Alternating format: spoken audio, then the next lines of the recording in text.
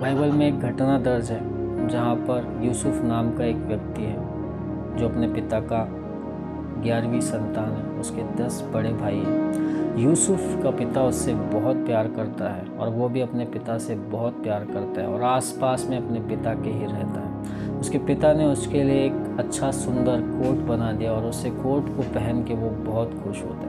पर इन्हीं दिनों में उसे एक सपना आता है, एक नहीं 2 सपने आते हैं और जिन सपनों को वो अपने भाइयों के साथ में शेयर करता है। जब उसके भाई ये सपना सुनते हैं तो वो बड़े नाराज़ होते हैं। उन्हें ऐसा लगता है कि ये शायद हम पर हुकूमत करेगा, ये शायद हमें गुलाम बनाएगा और बड़े वो नाराज़ होते हैं। और ये उनकी नाराज़गी के कारण वो यूसुफ को मारते हैं, पीटते हैं, गड्ढे में फेंकते हैं और फिर वो देखते हैं कि इस्माइलियों का एक ग्रुप आ रहा है।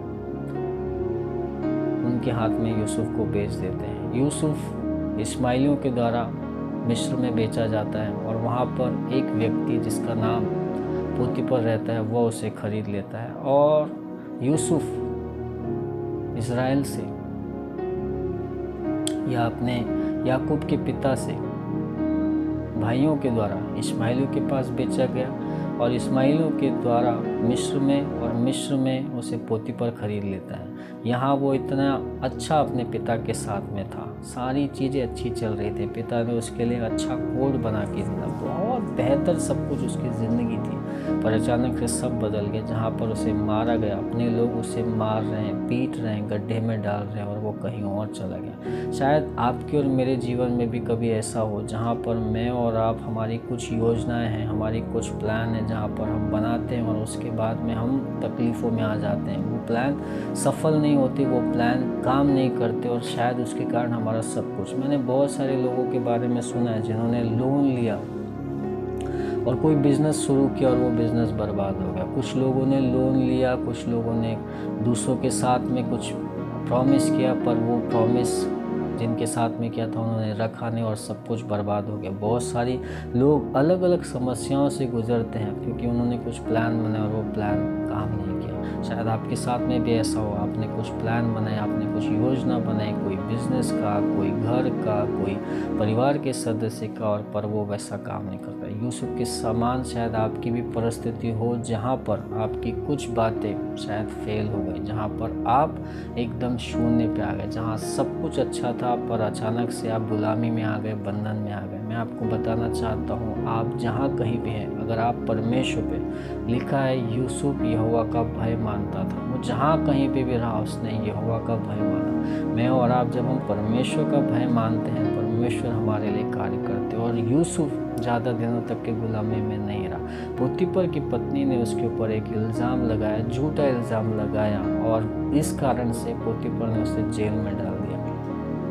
शायद आपके साथ में भी ऐसा हो सकता है जहाँ पर आप किसी झूठे इल्ज़ाम के कारण कोई सज़ा भुगत रहे हो या कोई तकलीफ़ में आ गए। मैं आपको बताना चाहता हूँ, परमेश्वर आपको उन तकलीफ़ों में ज़्यादा दिन तक के नहीं रहने देगा। परमेश्वर के पास में बड़ी योजना है, बड़ी योजना है। जिन तकलीफ़ों से आप होकर गुजरते हैं वो सारी तकलीफ़ों को परमेश्वर दूर कर सकता है। यूसुफ की तकलीफ़, उसके भाइयों ने उसे मारा, कूटा, गड्ढे में डाला, बेच दिया गया, फिर वापस किसी और के पास बेच दिया गया और वहाँ पर भी इल्ज़ाम लगा। शायद हमारे साथ में भी ऐसा बहुत बार होगा जहाँ हमारे जीवन में तकलीफ़ें और बढ़ती जाती हो एक के बाद एक।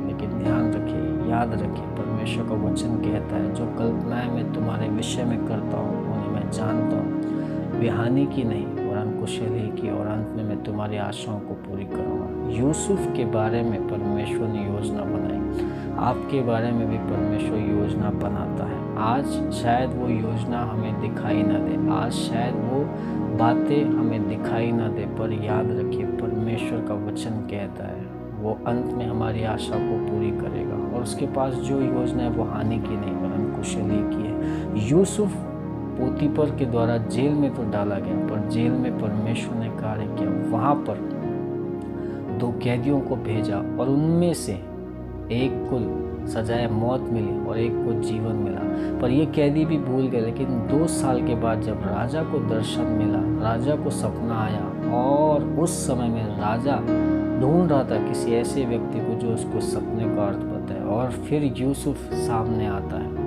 यूसुफ को बुलाया जाता है, जेल से बाहर आता है और यूसुफ ने राजा फिरौन के सारे सपनों का अर्थ बता दिया।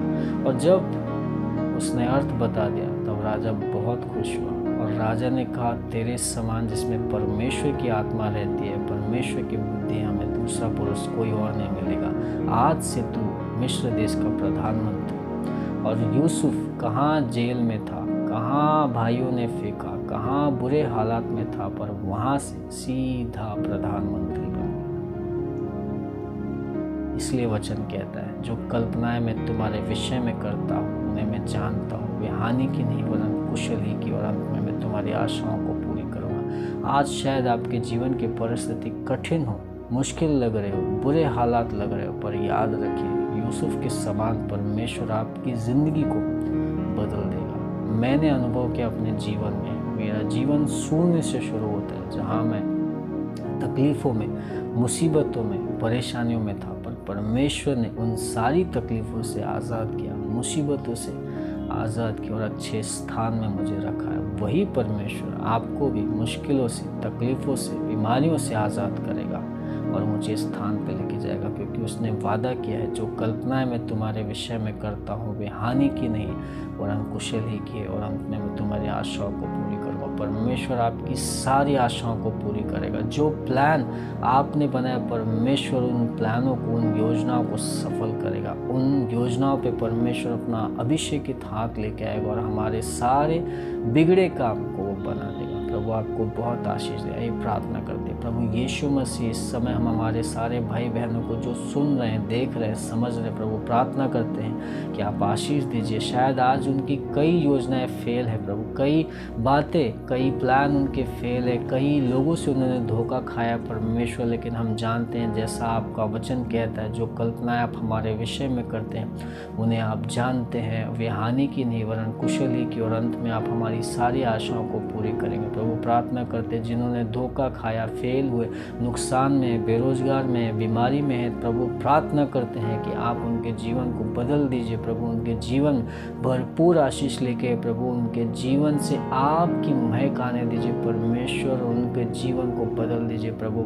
यूसुफ के समान आप उन्हें स्थान दीजिए प्रभु, और महिमामय हाथों से उन्हें उठाइए और ऊंचाइयों पर लेके जाइए प्रभु। धन्यवाद देते हैं, प्रार्थना प्रभु यीशु के नाम से करते हैं, आमीन आमीन। प्रभु आपको बहुत आशीष दे। अगर आपने इस वचन से, इस वीडियो से आशीष पाई है तो कृपया अपने और ऐसे दोस्तों के साथ में शेयर कीजिए, ताकि वे लोग भी परमेश्वर के वचन से आशीष पाएँ। अगर आप पहली बार यीशु को इस वीडियो के द्वारा जान रहे हैं तो मैं आपको बताना चाहता हूँ, यीशु आपसे प्यार करता है और वो आपकी ज़िंदगी बदलना चाहता है। आप इस चैनल पे जाके और भी वीडियो को देख सकते हैं ताकि आप यीशु में मजबूत हो सके। प्रभु आपको आशीष दे। Thank you, God bless you.